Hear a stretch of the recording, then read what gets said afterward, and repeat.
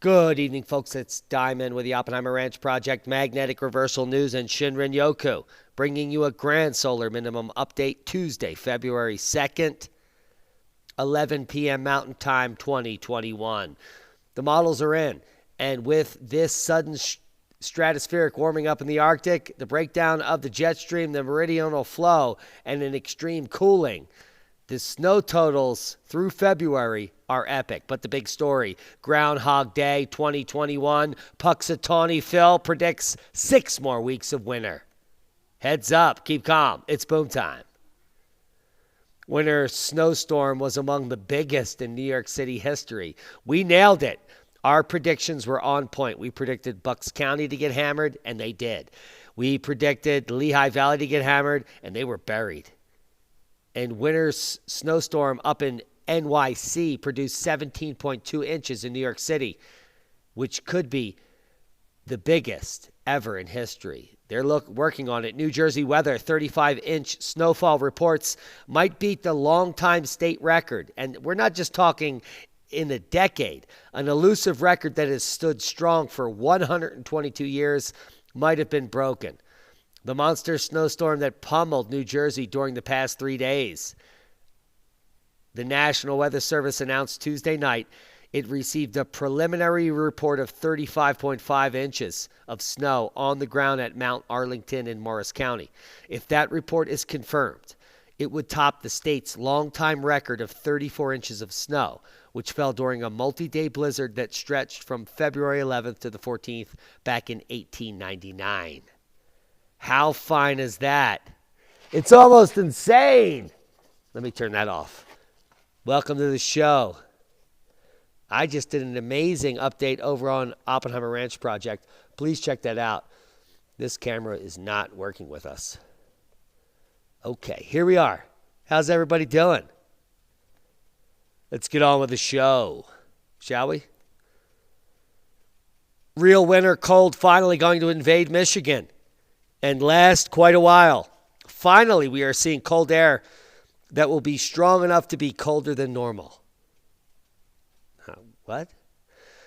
When that cold comes in the first 2 weeks of February, you'll know it's some really cold air. Yeah, it's going to be below zero, in the negatives.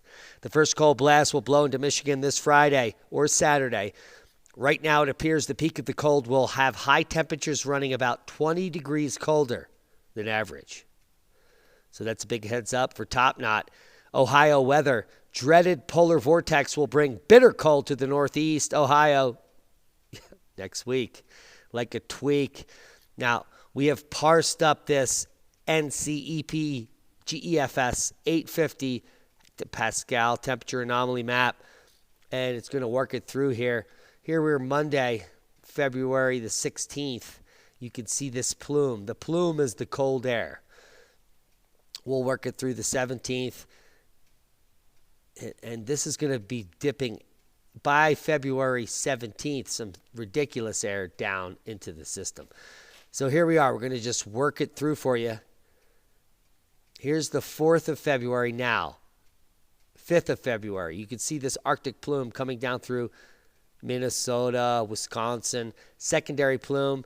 This is February 6th through the 7th. Look at this. It goes all the way downtown Leroy Brown through February 8th. That's the first pulse.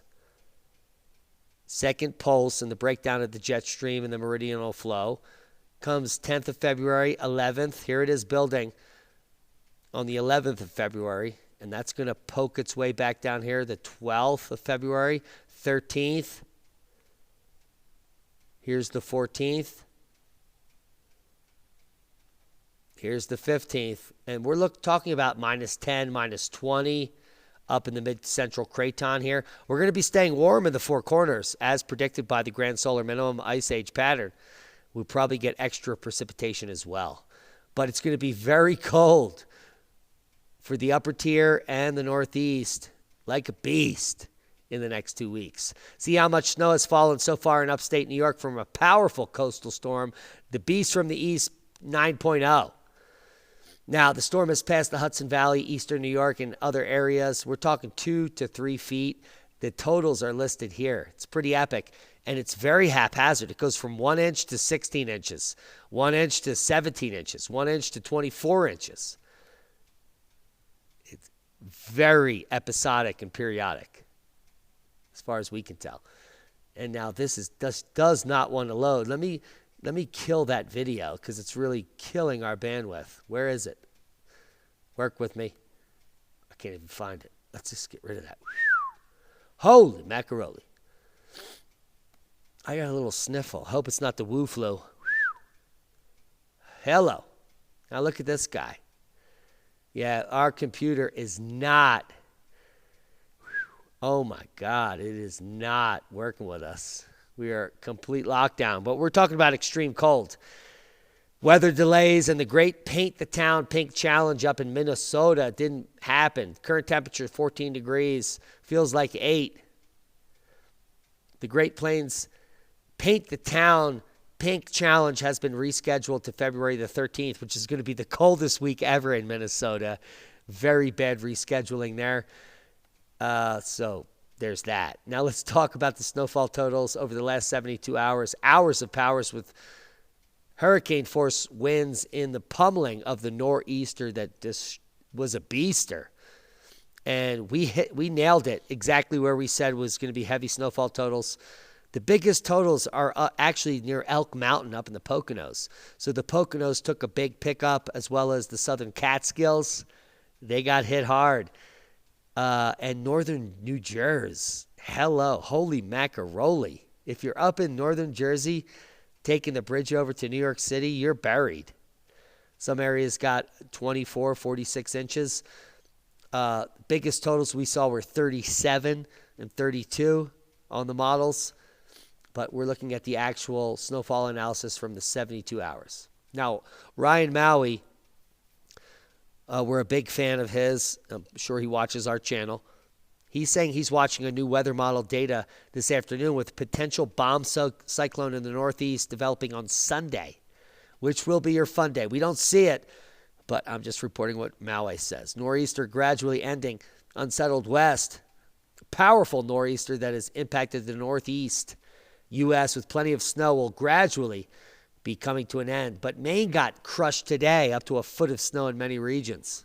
So there's that. And the models, let's just walk them through just to give you some updates. Here's your Wednesday through your Thursday. So northern Maine's going to be the big picker-upper of snow, as well as the lake effect regions, SUNY Binghamton, Finger Lakes, northern Dax, up into that Canada line there. And the west, like the best. Look, take a look at that. This is the big day for Oregon and the northern Sierras. Here we are Friday through Saturday. Some more activity in the northeast, but here we see a big portion of activity in Wisconsin. And that's going to sweep through Thursday night through Friday morning. And then it'll be done. And then, wow, we're going to see how these models work out as we get into mid-February. And here, just check out the cold penetrating. February the 2nd, here we are at the 3rd, February 4th. And it's not going to be looking good for Florida. Here's February 5th through the 6th. Take a look at North Dakota. It's going to be absolutely frigid. Minnesota, say it ain't soda. Hello. Here's February 6th at night. Look at that. The warmest temperature will be like minus 10 in all of Minnesota, going to minus 30. The 7th, it's going to get even colder. Minnesota, Wisconsin, looking at minus 20 to 30 for most of the state. Wow, look at that. North Dakota is not going to, half of the state's not is going to be saturated in that freeze. Look at that. It's going to penetrate all the way down through Indiana, for sake, to minus 20. That's not funny. That's a lot of froze pipes. And that frigid air by February 9th is going to moving. The freeze line is all the way down past central Texas. So they're really going to be bitching in Austin and Tucson. It is super cold February 10th. Look at that. Look at how warm it is where we are, while the rest of the country is just frigid. Tennessee, David Dubine, you barely get out of freezing for all of the second week of February. Oh, it's going to be a nightmare for many of these people. I hope they have the right pipes. And it will continue like a schmenu. That's not even a word. Geologists produce new timeline on Earth's Paleozoic climate changes. Now, this is my area of study. I'm well deep into this type of stuff. I love brachiopods, and look at that. Look at that bivalve. That's fantastic. But what we're going to glean from this study is that there were massive climatic changes all the way back in the Paleozoic. A high-resolution record of early Paleozoic climate coming out. Well, it doesn't come out for another 6 days. That's amazing how we got this so early. Early release. The Cambrian Ordovician period, 541 million to 443 million years ago, is an area of study I spent years on. And what I know about that region in that time frame is that there were lots of turbidity currents falling off of the margins of the continents. These are called turbidites in classical terms in stratigraphy. And these turbidites are based on cosmic catastrophes and epic runoffs of surface water into the estuaries, which cause these, and even could be seismic events, which cause these landslides. They are continental margin landslides which are deposited in deep basins. And some of the most excellent exposures of the Ordovician turbidites are in Allentown in the Lehigh Valley, which I'm well versed on. So there's that. I love geology. Moving on.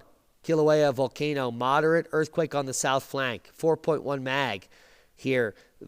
Could be, this is very dangerous. Anything larger than this could result in a landslide moving into the ocean, causing a tsunami. So we're keeping a close eye on this seismic activity. Seismic update. Lots of blot echo over in the Philippines region earlier today. They seem to have quelled off. We have some uptick in the western region of the U.S., but all is quiet on the western front, as we like to see it. Worldwide volcano news update. We're waiting for a big pop from a silicious rich magma volcano due to the cosmic ray uptick in the last 3 days. Now we've come out of that, so there's any time for a boom, like a Rangoon boom. New volcano added to the list in the last several days. Flight level 14,000 foot puff there. And we're passing Sangay, Dukono, Sakurajima, and the rest. Nothing spectacular on the forefront. Now, newly transcribed chronicle describes extreme weather events that hit Bristol, southeastern, western, I don't even know. I don't remember. England, 400 years ago. But we just did an awesome video over on Oppenheimer Ranch Project. You got to see it. Based on this paper that just came out yesterday, weird weather in Bristol during the Grindwald fluctuation. This is the major flexure point where glaciers grew in Europe, where we see all those paintings coming out where the glaciers come down in Switzerland and try to crush the home. This was that event, 90-year event where massive increase in glacial activity. And it was basically this rise in Austrian glaciers here, which we can see on the graphic. So go check that out. And if you're worried about the best areas to stay during a full-blown ice age, and we don't know if this is a mini ice age or the actual event, but my paleoclimatology background, back in the 90s, I predicted that 2020 is the fall-off point. That's the fall-off point for the next cycle boundary. And that was, 20 years ago. So it's now. And those cycle boundaries take up to 1,300 years to form. So it's a 1,300-year downward drop, and you're living it now. It's hard to get to the Northern Africa region or to create a homestead in Middle East and these other regions. It's a shit show. So you have very limited places here to reestablish for safety. And most of them are in seismic zones where you could be washed away from a great tsunami. So there's that. Hope you got something out of the video. Time is now to start preparing for the inevitable. Proper prior planning prevents piss poor performance. As we prepare for the next mini ice age, flexure to the ice age, magnetic reversal, solar outburst, so on and so forth. Proper prior planning prevents piss poor performance on these occasions. Be safe. We love you. Be prepared, not scared. Click on one of the boxes for more information. Get on with your life. Throw your TV out the fucking window. Breathe. Shinrin-yoku. Get out into wilderness. Learn a new skill. And start prepping for the new Stone Age, which will be an ice age. We love you.